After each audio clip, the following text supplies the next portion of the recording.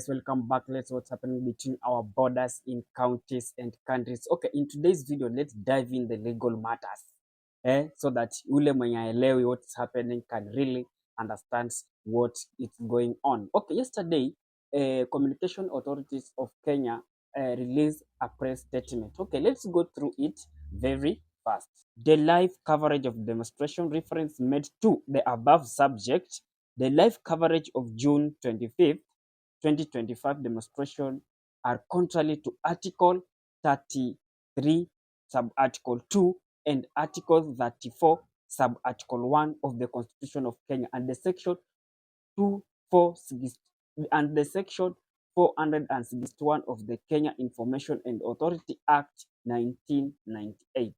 Okay, now that was the main subject in that letter of communication authorities of Kenya. Now, these sub-articles that have really talked about the sub-article 33.2 and sub-article 34.1. Let's look this sub-article, what they entail. Let's start with sub-article 34.1. In sub-article 34.1 of the Constitution of Kenya guaranteeing freedom and independence of electronics, print, and all other types of media. This freedom is fundamental right, but it is not absolute and does not extend to any expression specific in Article 33.2.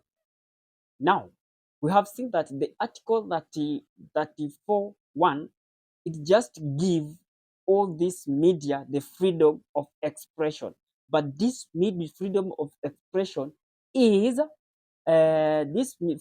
expression is limited with Article 33.2. Okay, now let's do this Article 33.2, how it reads. Article 33.2 of the Kenya Constitution outlines specific limitation to the rights to freedom of expression. It states that the right of freedom of expression does not extend to propaganda for war, incitement to violence, hate speeches, or advocacy of hatred that constitutes ethnic incitement, vilifications of others, incitement to the cause harm, or based on discrimination. Now, we have seen Article 33.2, how it states. It states that this freedom of media, it can only be undermined when they're live covering war, when they have live covering hate speech, and when they violence. Okay, now let's reflect for what happened yesterday. What happened yesterday is freedom of picketing and demonstration as it outlines in our constitution. So, hebu tujiulize, kulikuwa na vita jana? Kulikuwa na hate speech? Kulikuwa na violence? No. It's only that were exercising what is guaranteed in constitution. So, we need also to wake up to see that if we don't wake up as Kenyan, this country is leading into anarchy. Na ni mimi na wewe tutaumia. Kwa sababu if the media, their freedom is infringed na hakuna kitu wanafanya. We realize that we have some of the media houses that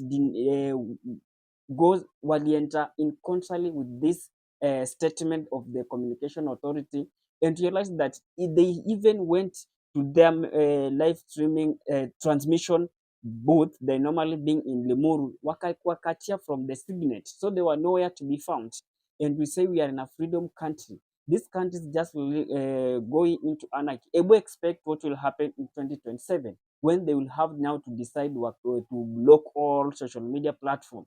Plus everything, wazime TikTok, wazime Telegram, Twitter, everywhere. We shall be in doomed country. Later on in evening, let's go through the statement from it's normally called court order. Okay, this court order says this matter coming up to direction to the notice of motion and petition both dated 25th June 2025 before the Honorable Justice ECJ Mwita, and upon considering the pleading, I'm certified that they raise fundamental constitutional question touching on the potential violation of the Bill of Rights in Constitution and the freedom of the media, calling for the invitation by the court is hereby ordered that. Now, he ordered that, number one, pleading to serve immediate through email due to the urgency of matter, that the respondent and interested party do file several responded to application petition and within 3 days that the petition will have will have 3 days after service to file rejoin us if need be. So he ordered these media houses warudishiwe their signet and their transmission line. So I think that when we base on what we have read on article, according to the letter from the Communication Authority of Kenya, why is it that they're still basing on law that was there in 1998? I think 1998, even the constitution, we are basing on Kenyan Constitution 2010. They need to amend everything. If they say the rate, then what they have really outlined in Article 32, sub Article 2, they say that propaganda of war, of which I see that yesterday there was not any propaganda of war. They say incitement of the violence. So, packeting it normally be very peaceful until the police came in. So they want to see it, or rather wanaiona kama ni violence. We have hate speech advocacy of a constitution ethic, of which they went in contrary. So in case you are watching Imboko Network for the first time, click that subscribe buttons, then allow the notification buttons to be on. Whenever you're producing any video like this one, YouTube will automatically giving you a notification. If you are watching Imboko Network in any other social media platform, what you can do, go to YouTube, search for Imboko Network TV, then subscribe to that channel. That's the only way that you will support this channel. Thank you.